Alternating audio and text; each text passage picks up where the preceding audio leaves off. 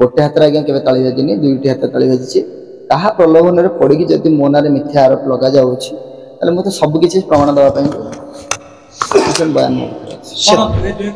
नाबालिका झील सहित शारीरिक संपर्क रखा गोटे नाबालिका झील को माने कौन सहित तार इच्छा विरुद्ध संपर्क रखा पर मुहूर्त यात्रा पार्टी छाड़ी पलि आस एकाठी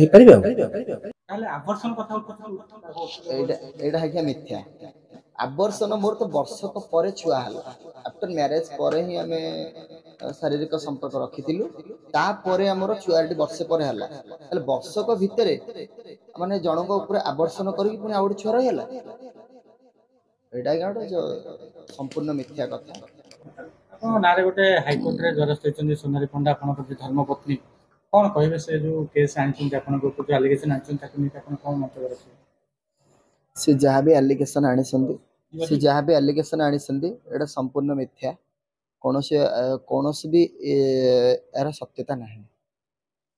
अच्छा आपन तोरे तांकु पिला बेले जतबे तांकर ज्ञान नथिला सब आपन तांकर शारीरिक संपर्क रखिथिले तांकर प्रेग्नेंट कर देथिले एवं परवर्ती समय आपन तांको फसई के मैरिज करथिले ए विषय कोन कहि कौन से आज्ञा मु संपूर्ण भाव में ए कथा को खंडन करुछि मिथ्या ज्ञान नथिला केमिति आज्ञा जने प्लस 2 पढुथिला जियो प्लस 2 सेकंड ईयर पढुथिला जियो तार को ज्ञान नथिला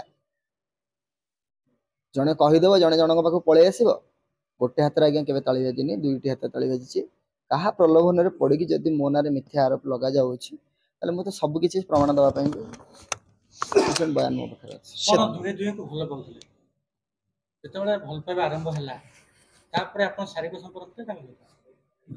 ना ना प्रथम रू कही जो भल पाई मात्र 10 डेज पर मुझे धरी पलि आसती शारीरिक संपर्क रहा कौटी आम घर को पलि आसती आसला मामू घर को आसते 10 दिन पर मैरेज हो 10 दिन भीतर आपन शारीरिक संपर्क ना 10 दिन पर तो नहीं 10 दिन भीतर ना ना ना ताले आवर्षण कथा उठुछु एटा है मिथ्या आवर्षण मोर तो वर्षक पर छुआ है आफ्टर मैरेज पर ही आम शारीरिक संपर्क रखिलु तापर आमर छुआटी वर्षे पर है वर्षक भितर माने जनक ऊपर आवर्षण करके पुणी आउ गोटे छुआ रही गोटे संपूर्ण मिथ्या कथा कौन किसी ना आपण प्रेम कले प्रेम करी विवाह कले बहुत जन अच्छा प्रेम भी कर प्रेम करी विवाह भी होता गोटे स्वभाव कथा किंतु प्रेम करी विवाह जो कले से 18 बयस हो नाला गवर्नमेंट लॉ अनुसार 18 बयस जदि गोटे झील को होमि आप आज्ञा मत 18 वर्ष हो नाला सी जदि कहते मुझे प्लस 2 सेकेंड ईयर में मैरेज कर तो ऑब्वियसली 18 वर्ष हो सारी सी जदि कहते 14 वर्ष बयस होता सी तो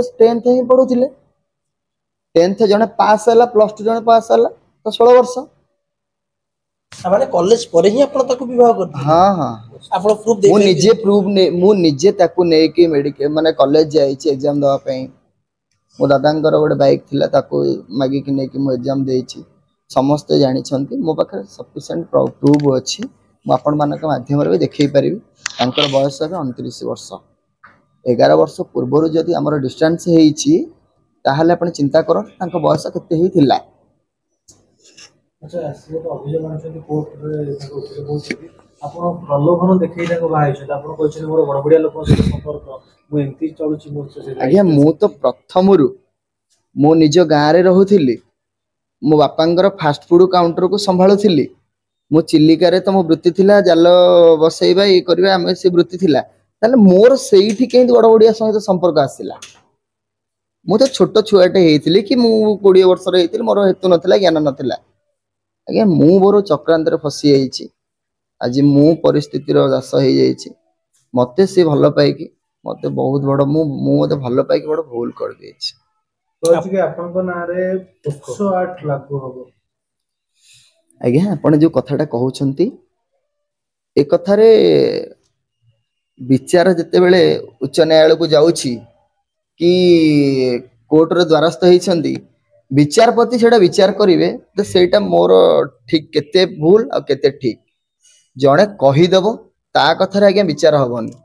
ବିଚାରକୁ ନେଇ 100 ଜଣଙ୍କ ମତକୁ ନେଇକି ବିଚାର ହବ। ଭଗବାନ କରନ୍ତୁ ତାଙ୍କର ଏ କଥାଟା ସେ ବୟାନ ରଖିଥାନ୍ତୁ କୋର୍ଟରେ, ମୁଁ ଆମ୍ନା ସାମ୍ନା ଯେତେବେଳେ ହବା ସେ ସେହି ସମୟରେ ହିଁ କହିବା ଦରକାର ଯେ ମୁଁ କୋଉଠି ତାଙ୍କୁ ଦୁଷ୍କର୍ମ କରିଛି ବୋଲି। ଯଦି +2 ସମୟରେ ମୁଁ ତାଙ୍କୁ ମ୍ୟାରେଜ କରିଛି ତାହେଲେ ଦୁଷ୍କର୍ମ ଯୋଉ କହୁଛନ୍ତି ପୋସ୍କୋ ଆକ୍ଟ ଯୋଉ ଲାଗିଛି ସେଟା 14 ବର୍ଷର ତଳକୁ ହେଇଥାଏ। ତାହେଲେ ତାଙ୍କ ବୟସ କେତେ ହେଇଥିଲା, ସେ କୋଉ କ୍ଲାସ ପଢୁଥିଲେ? ଯଦି 14 ବର୍ଷ ତାହେଲେ ସେ ଅଷ୍ଟମ ନବମ ହିଁ ପଢୁଥିଲେ। ମୁଁ ତ ଆଜ୍ଞା ଜାଣିନି ତାଙ୍କୁ। +2 ସମୟରେ ତାଙ୍କ ତୁଲେ ମୋ ସମ୍ପର୍କରେ ଆସିଥିଲି। କେମିତି ଆଜ୍ଞା ମିଥ୍ୟା କହିପାରୁଛନ୍ତି? ତେବେ ଯେତେବେଳେ ଆପଣଙ୍କ ବିବାହ ହେଇଥିଲା, ଯେତେବେଳେ ଆପଣଙ୍କର ଶାରୀରିକ ସମ୍ପର୍କ ରଖିଲେ, ସେତେବେଳେ ଆପଣଙ୍କୁ କେତେ ବୟସ ହେଇଥିଲା ଆଉ ସୋନାଲିଙ୍କୁ କେତେ ବୟସ ହେଇଥିଲା? ମତେ ସେହି ସମୟରେ ଏବେ ମୋର ଭୋଟର ଆଇଡି ହିସାବରେ ବାର୍ଥ ହିସାବରେ 30, ତାଙ୍କୁ ହେଇଛି 29। ମାନେ ଚିନ୍ତା କରନ୍ତୁ, ମତେ 20 ତାଙ୍କୁ 19 ବର୍ଷ ହେଇଥିଲା। ତାମାନେ ଆପଣ ଉଭୟ ସାବାଳିକ? ହଁ ହଁ ହଁ ସମ୍ପୂର୍ଣ୍ଣ। ଆଚ୍ଛା, ଏଇ ଯୋଉ କଥାଟା ଆସୁଛି ଜୋର ଜବରଦସ୍ତି କରିବାଟା, ଆପଣ କୁଆଡେ ତାଙ୍କ ସହିତ ତାଙ୍କ ଅନିଚ୍ଛା ସତ୍ତ୍ୱେ ଆପଣ ତାଙ୍କୁ ଏମିତି କିଛି କରୁଛନ୍ତି? ଆଜ୍ଞା ବଢିଆ କଥାଟା, ଜୋର ଜବରଦସ୍ତ କେହି କାହା ଉପରେ କରିପାରିବେନି।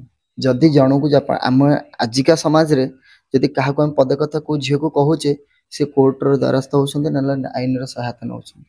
ଯେତେବେଳେ ଆମ ଗାଁ ଗାଉଁଲି କଥା, ଏଟା କାହିଁ ଛୋଟ କଥା ନାହିଁ। ଯଦି ସେ ମୋ ନାଁରେ ବୟାନ ଦଉଛନ୍ତି ଯେ ମୁଁ ତାଙ୍କୁ କୋଉଠି ଜବରଦସ୍ତ କରିଛି କି ଦୁଷ୍କର୍ମ କରିଛି, କଣ କରିଛି, ତାହେଲେ ସେ ସେଇ ସମୟରେ ଆଇନର ସହାୟତା କାହିଁକି ନେଇନଥିଲେ? ଆଜି 15 ବର୍ଷ ପରେ ସେ କାହିଁକି ଆଇନର ସହାୟତା ନେଇଛନ୍ତି କି କାହା ପ୍ରଲୋଭନରେ ପଡିକି ମୋ ନାଁରେ ମିଛ ଆରୋପ କାହିଁ ଲଗାଉଛନ୍ତି? ସିଏ ହିଁ ଦୋଷୀରେ ଦଣ୍ଡିତ ହଉଛନ୍ତି।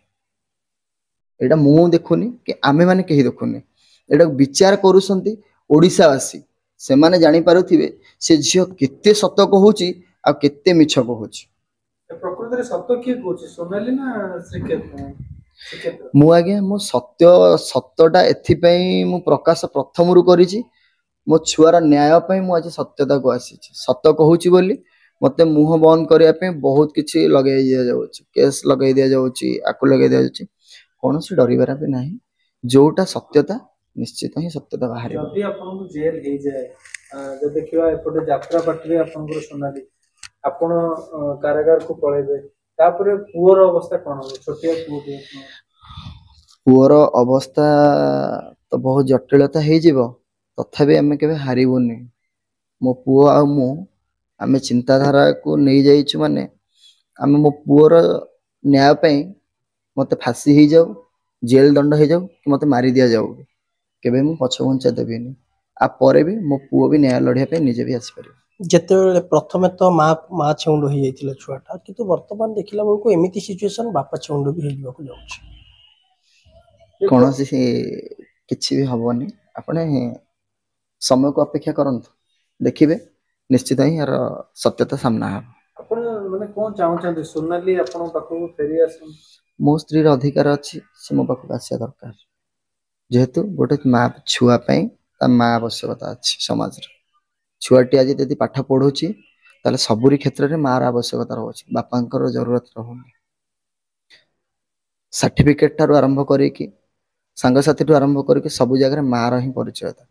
ଯଦି ଗୋଟେ ଛୁଆକୁ ମୁଁ ମାର ପରିଚୟତା ଦବା ପାଇଁ ଯାଇକି ମୁଁ ଲଢୁଛି, ତାହେଲେ ମତେ ଯଦି ଲଢିବାରେ କିଛି ବିଫଳତା କରାଯାଉଛି କି ପଛରୁ ପ୍ରେସର କରାଯାଉଛି, କୌଣସି ମୁଁ ହାରିବିନି। ମୋ ନିଜ ଉପରେ ମୋ ଭରସା ଅଛି। ଆଚ୍ଛା, ସୋନାଲି ଯଦି ଯାଇଛନ୍ତି କୋର୍ଟ, ଏହା ପଛରେ ନାଣ୍ଡୁ ବାବୁ ତାଙ୍କ ଅଛନ୍ତି? ସମ୍ପୂର୍ଣ୍ଣ ଭାବରେ। ବହୁତ ବଢିଆ କଥାଟା ପଚାରିଲେ, ମୁଁ କହିଦଉଛି। ଦୁଇ ବିଲେଇ କି ଝଗଡା କରିକି ମାଙ୍କଡ ବସି ମିଠା ଖାଉଛି ଜାମୁକୋଳି ଗଛରେ, କିନ୍ତୁ ନାଣ୍ଡୁ ବାବୁ। କିନ୍ତୁ ବିଲେଇ କିଏ, ମାଙ୍କଡ କିଏ?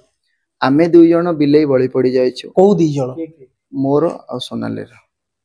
କିନ୍ତୁ ନାଣ୍ଡୁ ବାବୁ ଯିଏ, ସେ ମାଙ୍କଡ ହେଇକି ଉପରେ ବସିକି ମିଠାଟେ ଖାଇକି ଜାମୁକୋଳିଟେ ଖାଇକି ହସୁଛି, କିନ୍ତୁ ସେ ଜାଣିନି ତଳେ କୁମ୍ଭୀର ଅଛି ବୋଲି। ଡାଳଟା ଭାଙ୍ଗିବ, କୁମ୍ଭୀର ମୁହଁରେ ସେ ହିଁ ପଡିବ। ବିଲେଇ ମାଙ୍କଡ କଥା ବୁଝିଲୁ, କୁମ୍ଭୀରଟା କିଏ? ସମୟ କହିବ।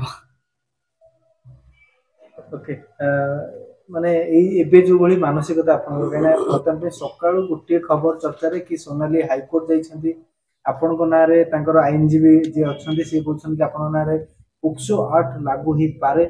ତ ଏ ସବୁ ଭିତରେ ଆପଣଙ୍କ ମାନସିକତା ବର୍ତ୍ତମାନ ପାଇଁ କଣ ଅଛି? କୌଣସି ବି ଭୁଲ ଡିସିସନ ନବାକୁ ଭାବି ନାହାନ୍ତି ତ? କୌଣସି ଦୁର୍ବଳତା ମୁଁ ହେଇନାହିଁ କି ହେବି ବି ନାହିଁ। ମୁଁ ବି ଆଇନର ସହାୟତାକୁ ଯାଉଛି ବହୁତ ଜଲ୍ଦି। ମୁଁ ବି କୋର୍ଟର ଦ୍ୱାରସ୍ଥ ହେଉଛି, ଫ୍ୟାମିଲି କୋର୍ଟରେ। ସେଠି ହିଁ ବିଚାର କରିବି, ବିଚାରପତି ଯାହା ବି ନ୍ୟାୟ ଦେବେ ମୁଁ ସେଥିରେ ଖୁସି ଅଛି। ଆଚ୍ଛା, ତାଙ୍କ ପାଇଁ ନାଣ୍ଡୁ ବାବୁ କୋଟି କୋଟି ଟଙ୍କା ଲଢିବା ପାଇଁ ତୟାର ଅଛନ୍ତି, ଆପଣଙ୍କ ପାଖରେ ସେତିକି ସମ୍ବଳ ଅଛି ତ? ମଣିଷର ଟଙ୍କା ହିଁ ସବୁ କିଛି କାମ କରେନି। ଯଦି ଆଜି ଟଙ୍କାର ସବୁ କିଛି କାମ କରିଥାନ୍ତା ତାହେଲେ ଆଜି ଗରିବ ଲୋକମାନେ ବି ନ୍ୟାୟ ପାଇନଥାନ୍ତେ। ଆମେ ଗରିବ ହେଲେ ବି ଆମ ପଛପଟେ ପ୍ରତ୍ୟେକ ଜନତାଙ୍କର ସ୍ୱର ଅଛି।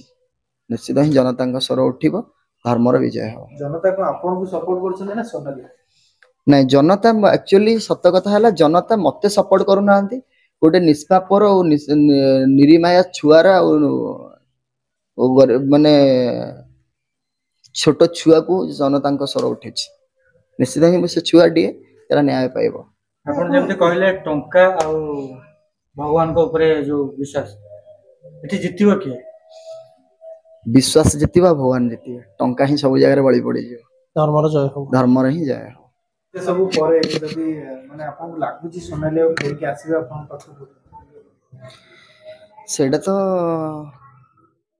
ମୁଁ କହିପାରୁନାହିଁ, କିନ୍ତୁ ସେଇଟା ହିଁ ସେ ବିଚାର କରିବେ। ଯେ ମୋର ଭରସା ବିଶ୍ୱାସ ଅଛି, ଏପର୍ଯ୍ୟନ୍ତ ବି ଅଛି। ଯେତେ ମିଥ୍ୟା ଆରୋପ ବି ଲଗେଇଲେ ସେ ନିଜସ୍ୱ ସ୍ୱାଧୀନରେ କେବେ ବଞ୍ଚି ନାହାନ୍ତି, ପର ଅଧୀନରେ ସେ ବଞ୍ଚୁଛନ୍ତି। କିନ୍ତୁ ସେ ପର ଅଧୀନର କେବେ ବି ପର୍ଦ୍ଦାଫାଶ ହବ, ଆଉ ନିଶ୍ଚିତ ହିଁ ଧର୍ମର ଜୟ ହବ। ସୋନାଲି ଯାତ୍ରାକୁ ଛାଡିକି ତାଙ୍କ ପୁଅ ପାଖକୁ ପଳେଇ ନେବେ, ଏମିତି କିଛି ଆପଣ ମାନେ ଲାଗୁଛି ଆପଣଙ୍କୁ? ମାନେ ଏତେ ବଡ ବହୁତ ଜଲ୍ଦି ଆପଣ ଶୁଣିବେ, ବହୁତ ଜଲ୍ଦି ଆପଣ ଖବର ପାଇବେ, ଯେମିତି ଆମ ହସ ଖୁସି ଫ୍ୟାମିଲି ହସପୁରରେ ଉଠିପାରିବେ।